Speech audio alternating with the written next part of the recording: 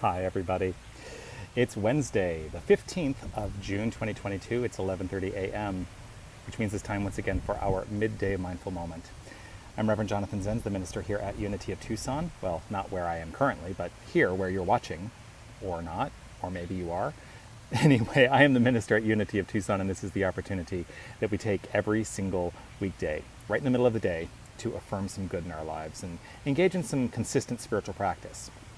Why? Well, when we are engaged in a consistent spiritual practice in our lives, what I have found is that life just gets better. So let's do that.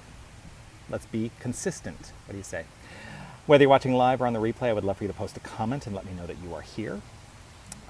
Once again, I'm coming to you on a pre-recorded video from Unity Village in Kansas City, so I won't be able to respond to your live comments, but I do go back and read them, and I'm always grateful for the comments that you post.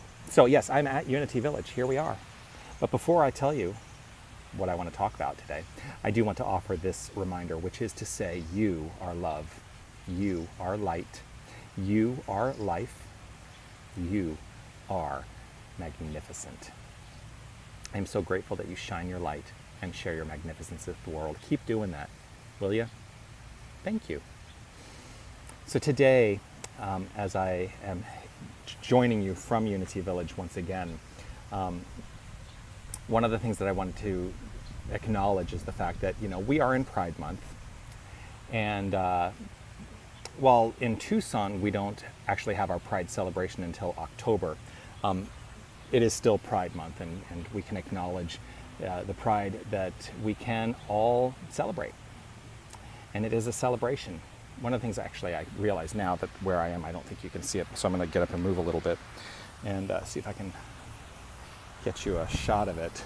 Oh, it's way down. I'm going to walk. One of the things that they have here is a glorious presentation of the Pride flag on the main flagpole here at Unity Village. And I have to say I'm really grateful for that, because sometimes the expression of pride can be a little bit challenging, even for those of us who've been out of the closet for more than 30 years. Here we go. Ready? You can see the flag way back there. I don't know if I can zoom in. No, I can't. Yeah, right underneath the U.S. flag is the Pride flag.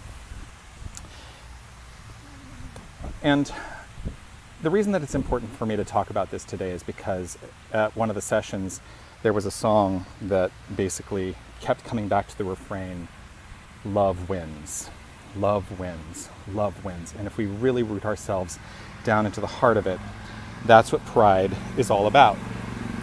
It's about opening up to the understanding that no matter what, love wins, and celebrating that. So today I would like us all to consider the way that love is winning in our own lives. A couple days ago, I wrote about how my experience here in Kansas City started. And if you didn't see that post, it's not a big deal. I'll recount the nature of the post a little bit, but it reminds me, as I reflect on that post now, how deeply rooted a sense of shame can be within our hearts and within our souls, and that's a thing that we are looking to combat through the celebration of pride.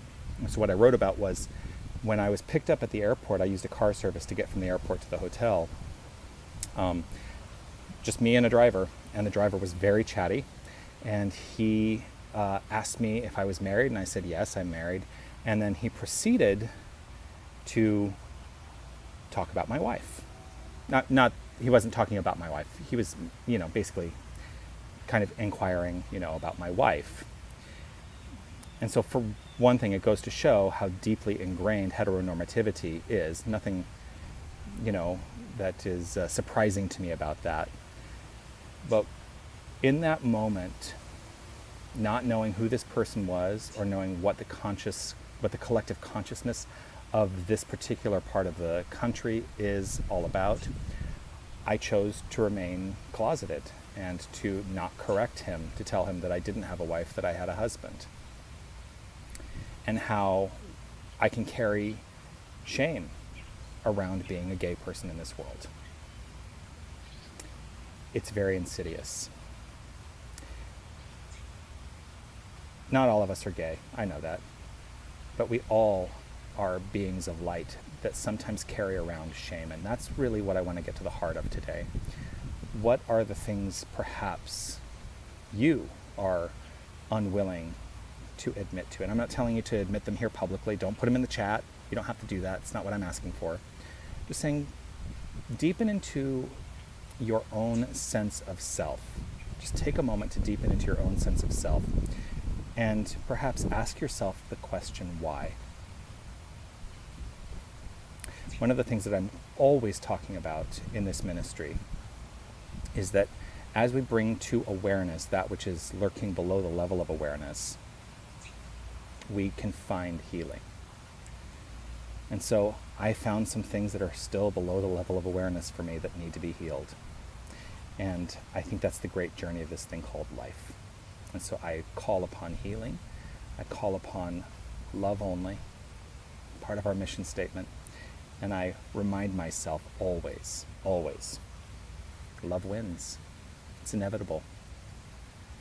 So if it's safe and comfortable for you to close your eyes and join me in some affirmative prayer, I'm going to invite you to do that with me right here and right now. I choose to close my eyes as it allows me to turn my attention to the inner life.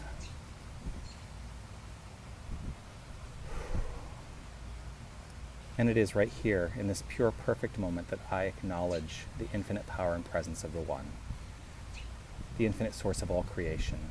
I acknowledge that God is all there is. This loving principle, this loving presence, this love itself, this pure love, transforming itself into expression. And all that is God, for there can be nothing separate from the infinite. And so I am rooted in this awareness, I am rooted in this goodness, I am rooted in this understanding, knowing that we are, each and every one of us, the magnificence of divinity flowing forth as divinity itself. We are God. We are light. We are life. We are pure love. And I choose in this moment and evermore to act according to that construct. I know there is nothing to fear. I know that love wins. I choose to understand that differences of opinion are not insurmountable, and that as I choose to live an authentic life, that authenticity precedes this expression, this magnificent physical visage. And it informs the world the truth of my being, which is pure love. Pure love always. And so all is well. Love wins. Love only. As I acknowledge this with joy in my heart and gratitude overflowing, I do so touching upon the foundation of love at the core of this teaching. I let myself feel it. I let myself deepen into it. And it is that feeling that exponentially addresses any thoughts and beliefs contrary to this understanding and washes them away. All is well. Life is good, and I choose to express goodness as it. So with joy overflowing from within, I simply let it be as I relax, release, trust, and know this to be so. And I affirm it by saying, and so it is. Amen.